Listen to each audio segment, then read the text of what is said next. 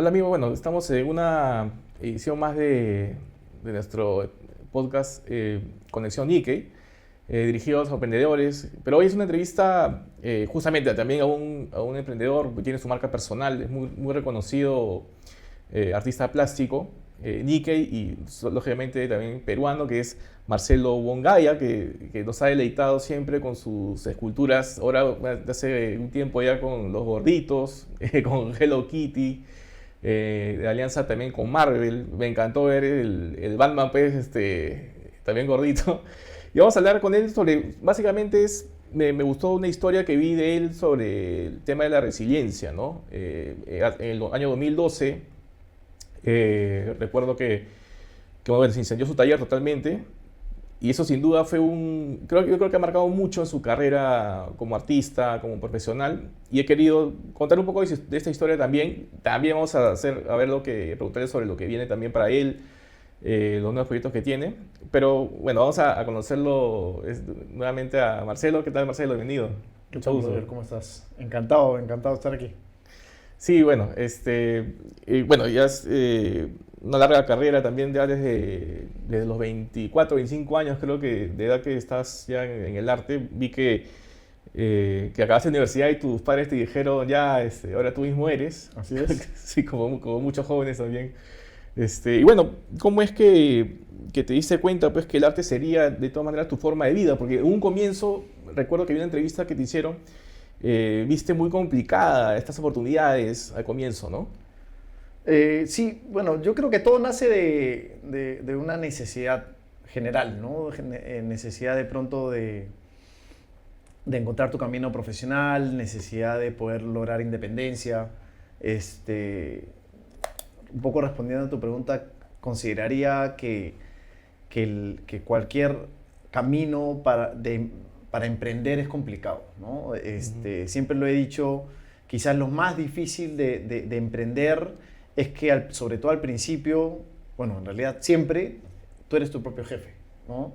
Y eso implica de pronto un profesionalismo que sobre todo no lo tenemos al principio de mucha disciplina y mucha rigidez contigo mismo, ¿no? En Sí, tratar de forzarte, en tratar de repente de ir a horarios que normalmente no son horarios, perdón, naturales de trabajo, que es ujú, lo que en realidad uno busca más en un trabajo, por decirlo, tradicional, de una empresa grande en donde entras a una hora y sales a la otra y después de eso puedes simplemente hacer sí. tu vida como tu vida personal, esparcimiento, hobbies, lo que sea.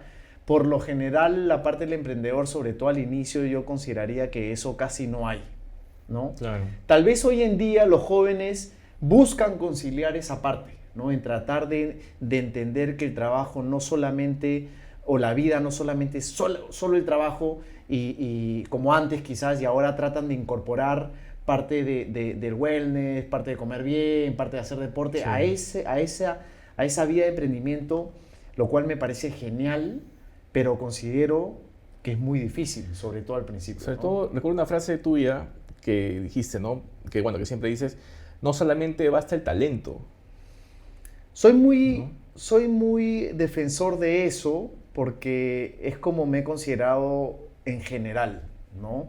En donde de una u otra manera, estuve la semana pasada en una charla en Mincetur y hablaba que, sobre todo cuando uno empieza, estamos hablando un poco del emprender, nos damos cuenta que no necesariamente todos empezamos en la misma línea, ¿no? O sea, Ujú. en el mismo lugar de partida, ¿no?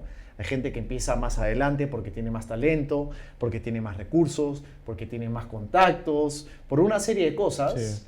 Y eso hace que de una u otra manera nosotros, o muchos pensamos, sobre todo al principio, que injusto, ¿no? sí, Y ujú. ese pensar que injusto, en mi experiencia, a la mayoría los encierra como en un círculo vicioso de no salir de pensar eso, ¿no? La injusticia, el estar siempre mirando al costado y no concentrarse de repente en cuál es su camino, ¿no? Y regresando a tu pregunta, siempre he visto mucho talento aquí en Perú y en Ujú. realidad siempre que he viajado, pero no necesariamente he visto que ese talento se compensa con mucha disciplina. Sí. ¿no? Ese es el famoso cuento de la liebre y la tortuga, al final, ¿no? O sea, es curioso cómo un cuento tan sencillo se aplica en esto, porque cuando tienes talento, sientes que estás un poco más adelante, ¿no? Avanzas bien y te relajas, ¿no? Entonces, consideraría que en realidad la vida, en general, es más el camino de la tortuga, ¿no? Lento y seguro, con una meta a seguir, ¿no? ¿Te pasó en un momento, justamente de repente en los inicios, te ocurrió esto de la falta de disciplina? Sí, sí, o sea, 2 años, ¿no? Si es que no fueron más.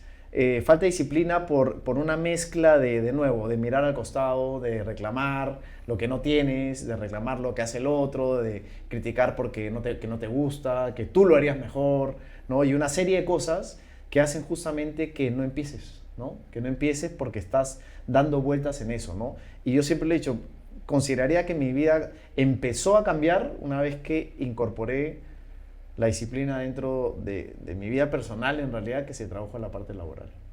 Claro, ahora, ¿qué tan difícil, ¿no? es vivir del arte, justamente, ¿no?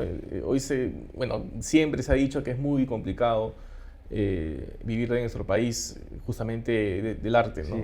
¿Qué tan difícil es? Mira. Porque en un momento también, de todas maneras, es como un micromundo en el que también hay argollas entre artistas, ¿no? Sí, sí, sí, sí. Como en todo. Como en todo, sí. Voy a usar esta palabra, yo como que me curé, porque siempre vas a escuchar lo difícil que es, y peor aún, lo difícil que es en Perú, ¿no? No solo con el arte, sino con muchas carreras. Y yo tuve la suerte de viajar en el año 2000, fue 2007 más o menos por ahí, y conocer muchos artistas.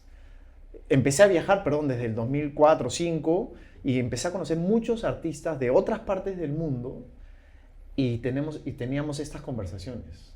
Y me daba cuenta, esto no solo es difícil en Perú, Sí. es exactamente igual en Chile, en Argentina, en Turquía, estaba en Irán, con gente de Alemania, con gente de Estados Unidos, con gente de todos los países, y todos reclamaban de su sociedad, de su comunidad, de sus amigos, en este caso artistas, compañeros de artistas, de sus gobiernos, todo era exactamente lo mismo. Y ahí yo dije, ok, o sea, si tengo lo mismo que tienen todos estos, y yo estoy en Perú, en donde sentía en ese lugar, y aquí yo siempre he tenido la suerte de tratar de encontrar lo bueno dentro de lo malo, y tengo un lugar donde vivir, de pronto la mano de obra o buscar asistentes no es tan complicada, y una serie de cosas. Entonces sí podría empezar a tratar de crear algo en Perú, no pensando, me quiero ir a otro país porque allá va a ser mejor. Porque ya lo estaba escuchando, que no necesariamente era mejor. Entonces, rápidamente me quité el fantasma del extranjero, que considero que muchísimos jóvenes, sobre todo jóvenes y adultos, lo tienen. Es como, afuera estaría mejor, allá es más fácil. Sí. Y creo que quitándome, en ese caso a mí, ese fantasma, me ayudó a concentrarme en que, o sea, tenía que intentarlo, pero aquí, ¿no? Claro.